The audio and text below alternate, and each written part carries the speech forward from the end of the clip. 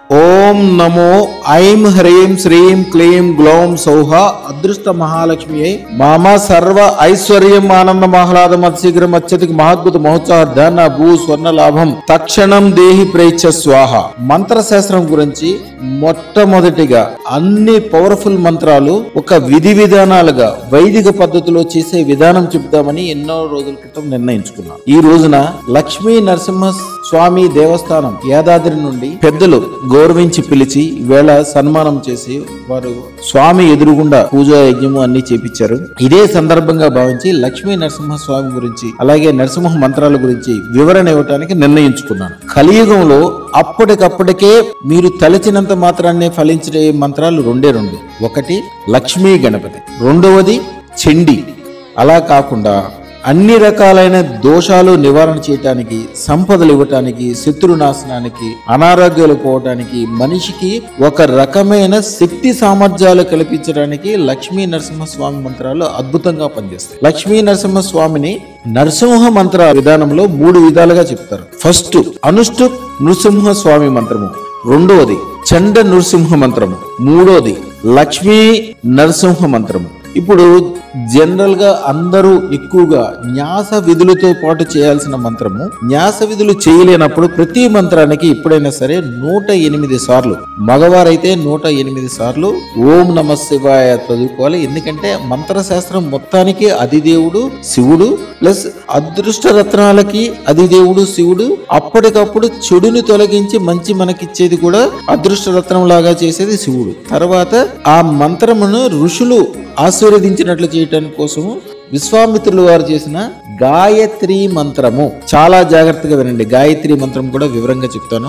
General గా అందరూ చెప్పుకోవటానికి ఇవ్వడానికి ఒప్పుకోరు. మా గురువు గారు ఒప్పుకున్నారు. మగవాళ్ళు అయితే 108 సార్లు చేయొచ్చు మార్నింగ్, అలాగే ఆడవాళ్ళు అయితే 11 సార్లు చేయొచ్చు. అంతవరకు తప్పకుండా చేయొచ్చు. ఇంకా వేరే రెస్ట్రిక్షన్స్ ఏమీ లేవు. వీలుంటే అమ్మవారికి అన్న ప్రసాదము, అన్న ప్రసాదం అంటే అన్నంలో పాలు పంచదార కానీ బెల్లము నెయ్యి గాని కలిపి ప్రసాదం పెట్టొచ్చు చాలు. అలాగే 108 సార్లు శివునికి సంబంధించింది. ఈ న్యాస విధులు అందరికీ తెలియదు కాబట్టి, న్యాస విధులు గాని విధి విధానాలు గాని అన్ని తెలియదు కాబట్టి ఓం నమ శివాయ, ఓం నమ శివాయ, ఓం నమ శివాయ 108 సార్లు. తర్వాత గురువుగా శివుణ్ణి గాని భావించవచ్చు, నన్నైనా భావించవచ్చు, అధిదేవత ఎవరైతే ఉంటే వాళ్ళని కూడా భావించవచ్చు. రెండోది గాయత్రి మంత్రం, అద్భుతమైన గాయత్రి మంత్రం. ఓం భూర్భవ స్వాహ తత్సవితర్వరేణ్యం భర్గో దేవస్య ధీమహి ధియో యోనః ప్రచోదయాత్. ఈ మంత్రాన్ని చక్కగా స్పష్టంగా మగవాళ్ళు అయితే 108 సార్లు, ఆడవాళ్ళు అయితే 11 సార్లు చదువుకోవచ్చు. అప్పుడు అనుష్ఠుప్ నరసింహస్వామి మంత్రము గ్రహ బాధలున్నా, టెన్షన్లున్నా, కోర్టు కేసులున్నా, ఏదైనా ఇబ్బందులున్నా ఆ ఇబ్బందులకు సంబంధించిన విషయాలు స్వామివారికి స్వయంగా చెప్పుకుని తర్వాత కింద మంత్రం చదవాలి. ఈ మంత్రం ఈ విధంగా ఉంటది. ఓం ఉగ్రం వీరం మహావిష్ణుం జ్వలంతం సర్వతోముఖం నృసింహం భీషణం భద్రం మృత్యోర్ముచ్చ నమామ్యహం. ఇది మంత్రం. అయితే దీన్ని కొద్దిగా సామాన్యులు చదువుకోవడానికి కూడా కొద్దిగా బీజాక్షరాలు కొద్దిగా కలిపి ఇచ్చేస్తారు. జనరల్ గా చదువుకోవాల్సింది ఎవరికైనా కూడా అనుకూలత ఉండేది నేను చెప్పే ఇప్పుడు మంత్రం. ఓం ఈం హం ఉగ్రం వీరం మహావిష్ణుం జ్వలంతం సర్వతోముఖం సర్వ ఐశ్వర్యం నృసింహం సర్వ శాంతి సర్వ విజయం భద్రం మృత్యోర్ముచ్చ సర్వ ఐశ్వర్య ప్రదాయ హం హం ఈం ఓం నమః స్వాహ.